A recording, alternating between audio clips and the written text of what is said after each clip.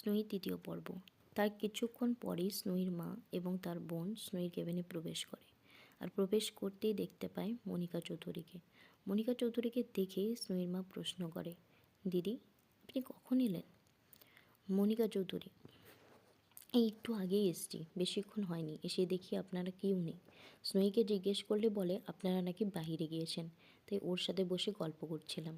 স্নোইর মা, তা বেশ করেছেন।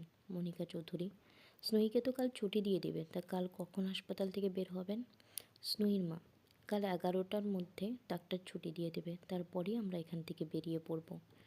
মনিকা চৌধুরী, ও ঠিক আছে, আমি তো কালকে আসতে পারবো না, কিন্তু আমি গাড়ি পাঠিয়ে দেবো, আপনার নিশ্চিন্তে গাড়িতে করে বাড়ি পৌঁছে যাবেন। স্নোইর মা, তা হয় না দিদি, আপনি যথেষ্ট করছেন। হাসপাতালের বিল থেকে আরম্ভ করে ওষুধপত্রের ব্যবস্থা সব আপনি করেছেন, গাড়ির ব্যবস্থা না করলেও চলবে। আমরা ঠিক একটা গাড়ি ভাড়া করে চলে যেতে পারবো, আপনি চিন্তা করবেন না। মনিকা চৌধুরী, ছি দিদি, এগুলো বলে আমাকে লজ্জা দিবেন না। আর যদি অ্যাক্সিডেন্টে স্নোয়ে কিছু হয়ে যেত তাহলে আমি নিজেকে কখনোই ক্ষমা করতে পারতাম না। আর অমান্য করবেন না, কালকে গাড়ি পাঠিয়ে দিলে সেটাতে করেই বাড়ি ফিরবেন, এটা আমার অনুরোধ।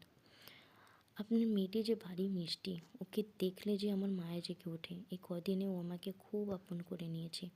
ওকে দেখলেই আমার খুব কাছের কেউ মনে হয়, তাই ওর জন্য কিছু করতে পারলে আমার খুবই ভালো লাগবে। আপনি আর কিছু বলবেন না, আমার কথাটা মেনে নিন প্লিজ। স্নোইর মা, ঠিক আছে দিদি, আমি আপনার কথা ফেলতে পারবো না। আমরা আপনার গাড়িতেই কাল বাড়ি ফিরে যাব। এবার খুশি তো আপনি? মনিকা চৌধুরী, হ্যাঁ ভীষণ খুশি। মনিকা চৌধুরী আর স্নোইর পরিবার কিছু খুশির মুহূর্ত একসাথে কাটিয়ে মনিকা চৌধুরী নিজের অফিসের জন্য বেরিয়ে পড়ল। মনিকা চৌধুরী আজ নিজেদের নতুন অফিসে এসছে। তাকে মিস্টার চৌধুরী, মনিকা চৌধুরীর হাজব্যান্ড বরুণ চৌধুরী, আসতে বলেছে।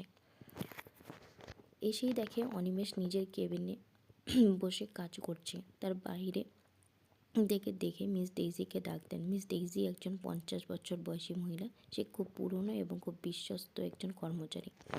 ডাক দিয়ে নিজের অফিস কেবিনে চলে যায়, আর কেবিনে গিয়ে কিছু ফাইলস চেক করতে থাকে। তখনই কেবিনে নক করে প্রবেশ করে মিস ডেইজি।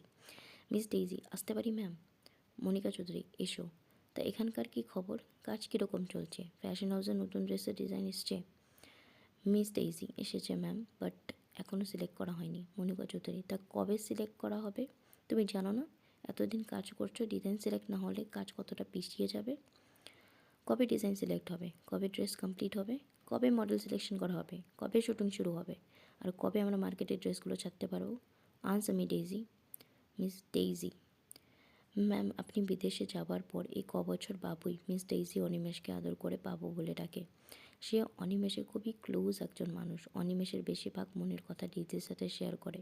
সব সামলেছে, আর খুবই দক্ষতার সাথে সামলেছে, কিন্তু এইবার কিছু একটা অসুবিধার জন্য ডিজাইনার আসতে লেট হয়, তার জন্য সিলেকশনে দেরি হচ্ছে। মনিকা চৌধুরী, তা কী অসুবিধা হয়েছিল জানতে পারি? মিস ডেইজি, আসলে ম্যাম, কথাটা যখনই বলতে নেবে তখনই অনিমেষ কেবিনে প্রবেশ করে, আর প্রবেশ করতেই উত্তর দেয়। অনিমেষ, আপনি কি আদৌ কারো কথা ভাবেন? আপনি বিদেশে যাওয়ার পর একবারও অফিসের খবর নিয়েছেন? অফিসে কার কী হলো সে খবর রাখেন? মনিকা চৌধুরী, মানে কি বলতে চাও? যা বলবে স্পষ্ট করে বলো। অনিমেষ, মানে খুবই সিম্পল। আমাদের যে ডিজাইনার, তার অ্যাক্সিডেন্ট হয়েছে। সে কিছুদিন পরে আমাদের জয়েন করবে, তারপর সব কাজ আগের ন্যায় শুরু হয়ে যাবে। আর আপনি বিনা কারণ না জেনে কাউকেই কথা শোনাতে পারেন না। আশা করি আপনি আমার কথাটা বুঝতে পেরেছেন। মনিকা চৌধুরী অনিমেষ বলে চিল্লিয়ে ওঠে। মিস ডেইজি, বাবু তুমি একটু শান্ত হও। ম্যাডাম সেরকমভাবে কিছু বলতে চাননি, তিনি কেবল কাজের কথাই জিজ্ঞেস করছিলেন।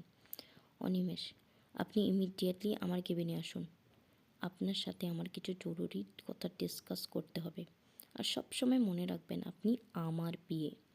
এই কোম্পানি আমি একটু একটু করে নিজের হাতে গড়ে তুলেছি, তাই অন্য কারোর কথায় বেশি গুরুত্ব দেওয়ার প্রয়োজন নেই বলেই সেখান থেকে নিজের কেবিনে চলে আসে। মিস ডেইজি, ম্যাম আপনি কিছু মনে করবেন না, বাবু না জেনে ভুল করে কথাগুলো বলে ফেলেছে। মনিকা চৌধুরী, আমি ওকে চিনি ডেইজি, ও আমারই সন্তান। ও কেন এমন বিহেভ করছে সেই রিজনও আমি জানি। ওর যে আমার প্রতি অনেক রাগ, ঘৃণা, অভিমান জমে আছে, কিন্তু তোমার প্রতি আমার কৃতজ্ঞতা শেষ নেই।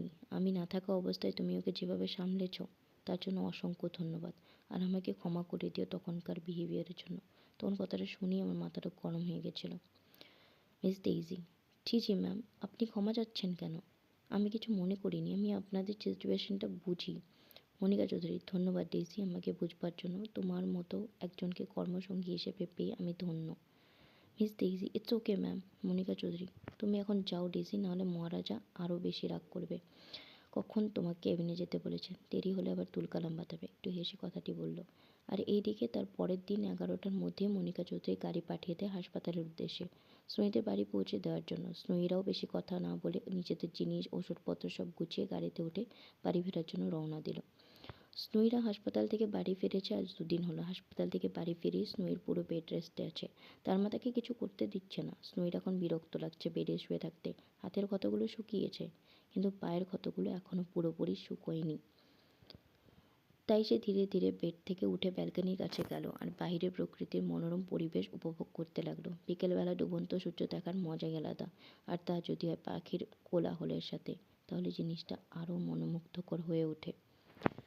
স্নুই যখন পরিবেশ দেখতে ব্যস্ত, ঠিক তখনই ভেতর থেকে কিছু পড়ে যাওয়ার শব্দ পেয়ে ব্যালকনি থেকে ঘরে প্রবেশ করে। ঘরে প্রবেশ করতেই দেখে আলমারির ওপর থেকে তার ছোট্টবেলার প্রিয় সরু বাক্সখানা পড়ে আছে।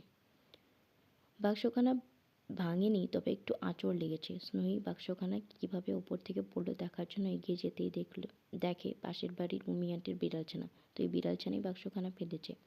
অন্যদিন হলে স্নুইর ভীষণ রাগ হতো, কিন্তু আজ এই বিড়ালছানা তার উপকার করেছে। অনেক দিন ধরে এই বাক্সখানা স্নুই খুঁজছিল, কিন্তু আজ এই বিড়ালছানার জন্য সেটা সে খুঁজে পেয়েছে। মনে মনে বিড়ালছানাটাকে অনেকগুলো ধন্যবাদ দিল। আর একবার আসলে অনেকগুলো আদর করে দেবে।